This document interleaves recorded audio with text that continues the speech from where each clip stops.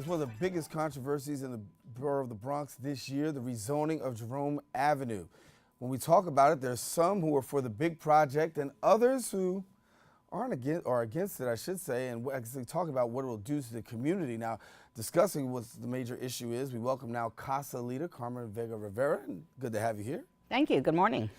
Good morning to you. And as we talk about this here, bring us up to speed as to where things are, because when we talk about the rezoning of Jerome Avenue, a lot of people are concerned about what this actually does. So from your perspective, what would it do? Well, first I want to clear the fallacy that it's out there that this is a neighborhood plan. In fact, this is not a neighborhood plan, but this is a city plan. The city didn't come in to study 73 blocks, and now we learned that it's 93 blocks. So it goes from 167 to approximately Kingsbridge Road. This is not a neighborhood plan, because if it was, the Bronx Coalition for Community Vision, which I'm a steering committee member of, the principles that we created and many of the demands that are in there, they would have considered in the course of the last 2 years that we've been sitting at the table with them and proposing that they be included, because we wanted to have a voice in what is it needed in our community. I happen to be a stakeholder in the community for almost 40 years, so I know what I want. I've been here since I saw the devastation in the 70s, witnessed it through the 80s, and I saw the redlining that happened in the Southwest Bronx. And now it seems magically that they've taken a white and they whited out the redlining and they're reinvesting in this community. We've been waiting for reinvestment and investment in this community for almost 6 decades. So why did it take that long? What's interesting is, and the concern that we have, is that the rezoning of Jerome Avenue is not necessarily for the people like myself and others who have waited 6 decades plus to see the infrastructure, affordable housing being created for those of us who have been here who need it the most. What's happening is, and why it's a city plan, is that it's being done for those, quote unquote, they want to come into the neighborhood who have more disposable income to pay higher rent. So some people call it progression, other people call it gentrification. Which do you call it? Gentrification to me, and ethnic cleansing, some people call it genocide, the wiping out of the existing community members who stood along for 4 decades plus, 6 decades, and fought the fires that were here. We didn't create the fires and the burning of the Bronx. That was done by the landlords for insurance purposes. We have been waiting for improvement. So we're not saying no to the rezoning. We're saying yes to the rezoning specifically for the people who live here who have waited. We have people here, 45% of my neighbors make less than $20,000 and CB 4 and 5. 78% make under $50,000. So if you're creating new housing for those making between $52,000 to $70,000, then you have to question, well, who are you making this for? Because it's not for the local community. There is not enough permanent subsidy, affordable housing in the Southwest Bronx. And by the way, while we're waiting for the rezoning to happen, there are a lot of new buildings happening on private lots. Those rents are sky high, $2,200, $2,400. Who in our community can afford that rent when right now a huge number of our community are paying more than 50% on rent based on their income. Now, you called for some things to be done. You've asked for some things to be done in your plan. What specifically would you like to see done that the city is not addressing? Well, we've been having this discussion about the definition of real affordable housing. And as I gave to you the numbers, there is not enough affordable housing for those that need it the most.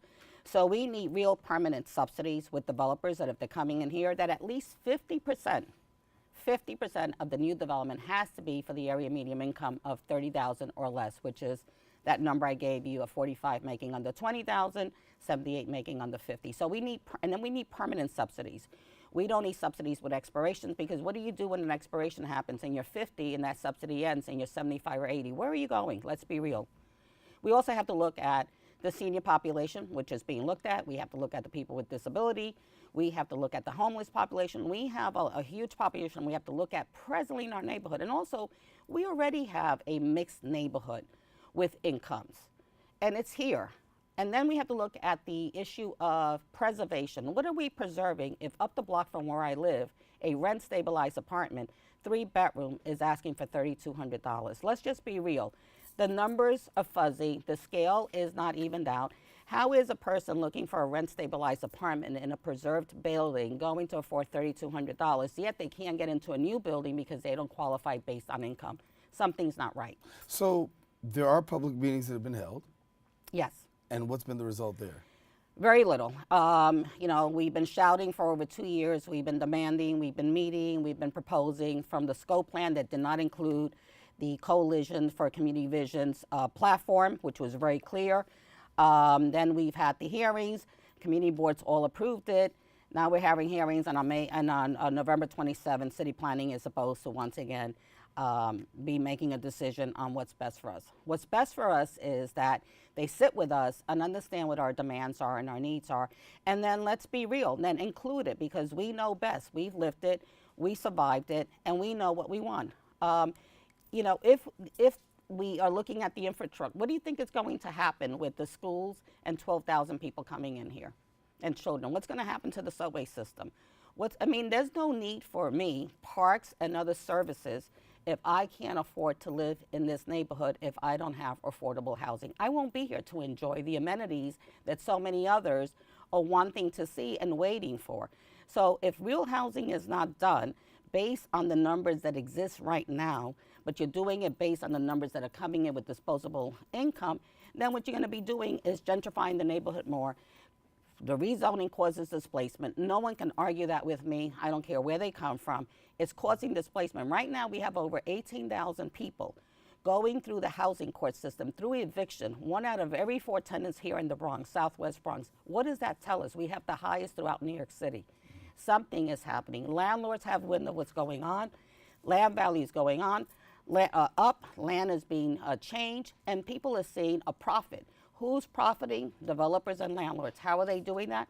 By harassing and displacing tenants. I happen to be one of those tenants that I've been fighting my landlord for 25 plus years. And Carmen, so for people who want to join in on the fight along with you, obviously a lot of people have in support of what you're talking about. How can people join in who are watching right now and those who are in the community? We actually have monthly meetings at the Bronx for the Bronx Coalition for a Community Vision at the CASA site, 1501 Jerome Avenue, the first Thursday of every month, 1501 Jerome, between 172nd and Global. We provide interpretation, food, and childcare from 6 to 8 p.m. They can also call 718-716-8000 and ask for Shayla Garcia. Carmen, thank you so much for coming and sharing with us. Of course, we want to tell you thank you for coming. We want to tell our viewers, stay tuned to BronxNet, and particularly here on Open. We'll continue to follow the story of the rezoning of Jerome Avenue. We'll bring you the latest, and we'll bring you up to date. And of course, you have to come back and give us some more updates. I will definitely do that. Thank you for the invite. All right, Carmen Vega Rivera, we thank her for coming and sharing with us. Listen, stay tuned. We got more Oprah coming up in a few seconds.